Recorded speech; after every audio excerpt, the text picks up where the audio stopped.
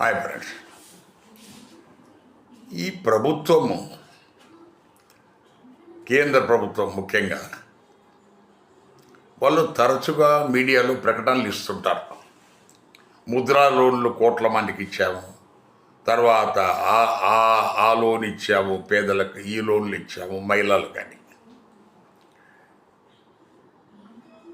ఇది గ్రౌండ్ రియాలిటీకి వెళ్ళి మీరు ఏదైనా ఒక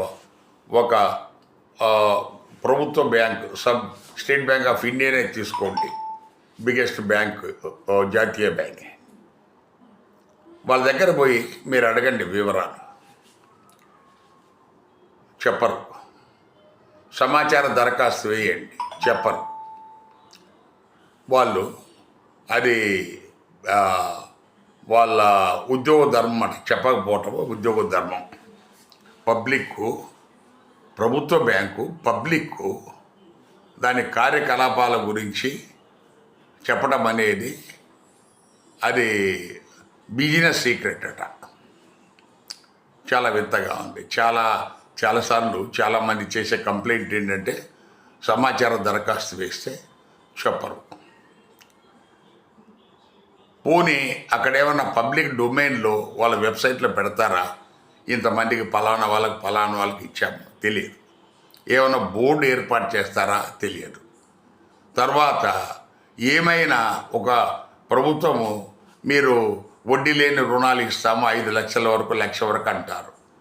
ఈ పేద రైతులు వెళ్తారు, మహిళలు వెళ్తారు, వీళ్ళ గుమ్మంలోకి కూడా ఇలా రానివ్వరు. పోయినా అడిగితే అలాంటి ఏం లేదు, ఎవరు చెప్పారు నీకు అని. ఇది వాస్తవంగా జాతీయ బ్యాంకులలో జరుగుతున్న విషయం.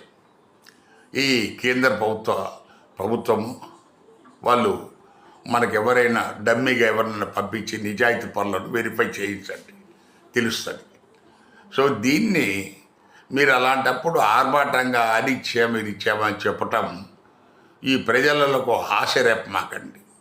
మీరు చేసింది నిజమైతే దానికి అలాంటి ఇది ఉందంటే ప్రతి బ్యాంకు దగ్గర ఒక బోర్డు పెట్టమన్నట్టు, ఒక నోడల్ ఆఫీసర్ను, ఒక సింగిల్ విండో ఆఫీసర్ను పెట్టమన్నట్టు. సో వాళ్ళ దగ్గరికి పోతారు, విషయాలు తెలుసుకుంటారు.